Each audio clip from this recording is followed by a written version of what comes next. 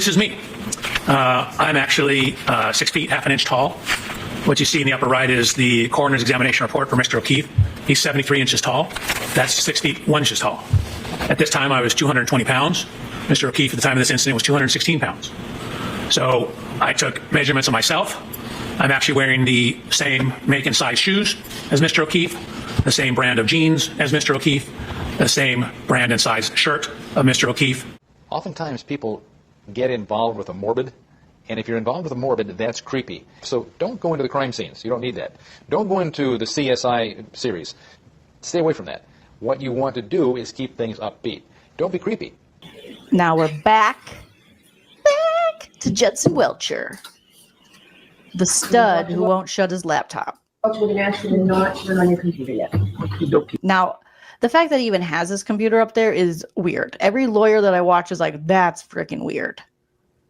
The dude could be Googling. The dude could be looking at Cornhub. We don't know. Okay. Your Honor, I put smartwatches that are receiving text messages during his direct, if we can make sure that that does not occur. Was he getting text messages during his direct? Okay, or just don't look at your watch. Oh my God, he's getting text messages on his damn watch. Okay. Thank you, Your Honor. Oh, I'm sorry. It's Aperture telling me, okay, don't answer this question. Answer. It's Trooper Paul. He's just explaining to me. I'm used his casework from the last case. Can I just text him back real quick? Sorry, Trooper Paul.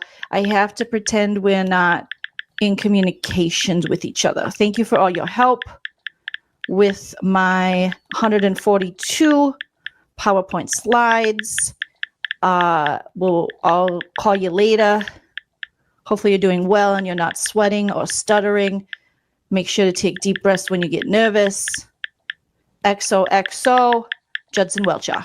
P.S. I bought you one of the t-shirts I got to recreate the John accident scene. I got you one too. Okay, bye. Sorry, I had to get back to him. Morning, Dr. Welcher. Good morning. Good morning.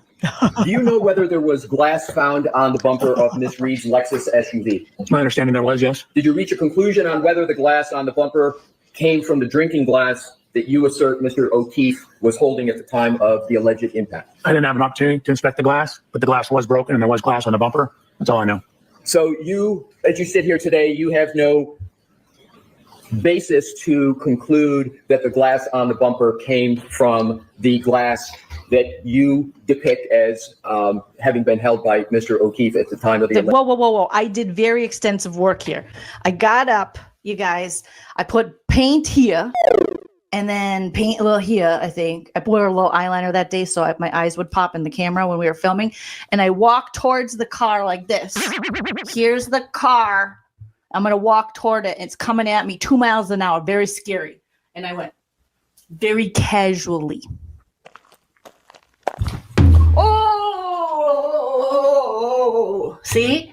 That's what happened. And I know that because I'm an expert. The first test you're going to see is me just walking backwards or actually sideways into the Lexus. What I've done is I've painted the Lexus right rear taillight with what's called grease paint. Kind of sort of like paint, but it doesn't dry. And then I have backed up sideways, side shuffled into the Lexus with my arm out to see what the damage pattern looks like. Or basically where someone of Mr. O'Keefe's height's arm would contact the rear taillight. Dr. Welcher, let me ask you a question. When you're engaging in these demonstrations, are you attempting to try to show exactly how Mr. O'Keefe was struck? No. So we don't know exactly how he was struck. We just don't have enough information in this case to determine all that information. We know the taillight was broken. We know the glass was broken. We know we have damage to the rear of the Lexus. We know we have lacerations in Mr. O'Keefe's arm. So I'm trying to see if there's any correlation between all those. I know John O'Keefe was walking like this with the glass. He was 6'1", I'm 6 feet and a half. Okay. Again, in case you missed it, here's the tail light. Here's the paint. Wait, here's the paint. Here's my arm. I am going to a party. I'm going to a party at the Albert. Oh! I am going to a party. I'm going to a party at the Albert. Oh! And that is the recreation of the crime. Seriously? That's what happened.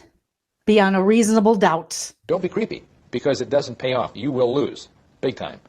Try to not be the local friendly psycho. It doesn't work. There are no local friendly psychos. Without having an exact point of impact or an exact speed or an exact body position, are you able to specifically replicate the actual collision in the way Mr. O'Keefe's body would move? Exactly replicate? No. Exactly replicate? No. Exactly replicate? No. Exactly replicate? No. And again, in terms of how he would move, again, we don't know where exactly on the roadway he started. So in terms of how he moved, that's a function of where he started. We don't know.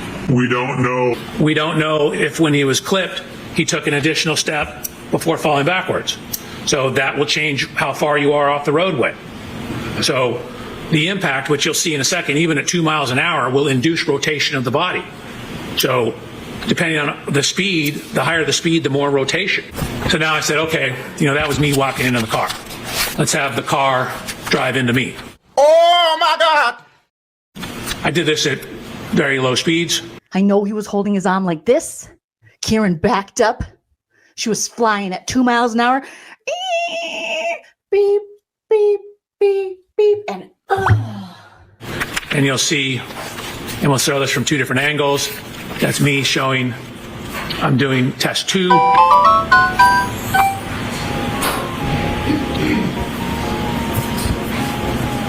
This is from a camera that we have pointing down at it. This is the speed. You'll see it's only about a 2 mile an hour impact. But even a 2 mile an hour impact redirects me back and causes me to rotate and take a step. yes.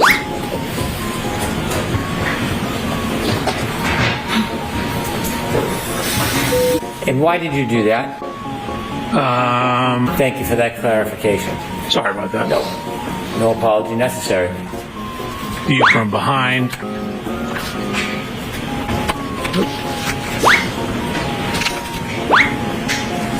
What speed is the car traveling? You can see it.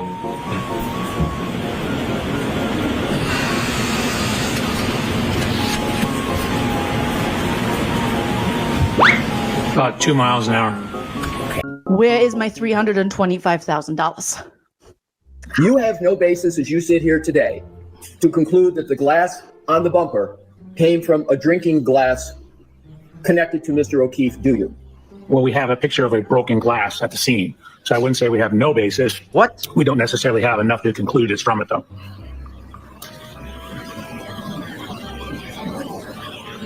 Do you had depictions in your test with Mr. O'Keefe holding a glass, correct? Correct.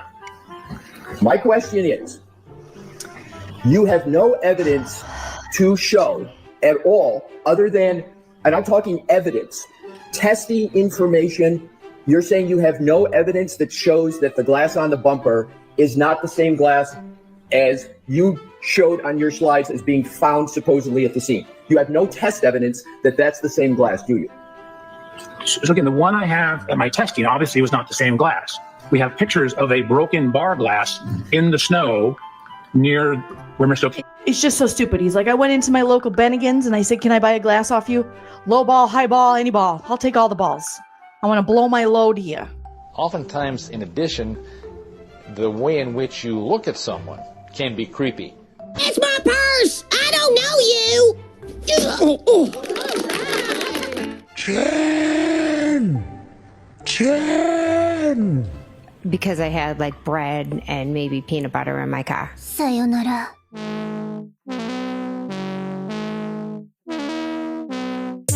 Population. Population. Population. Population. Population. Population. Population.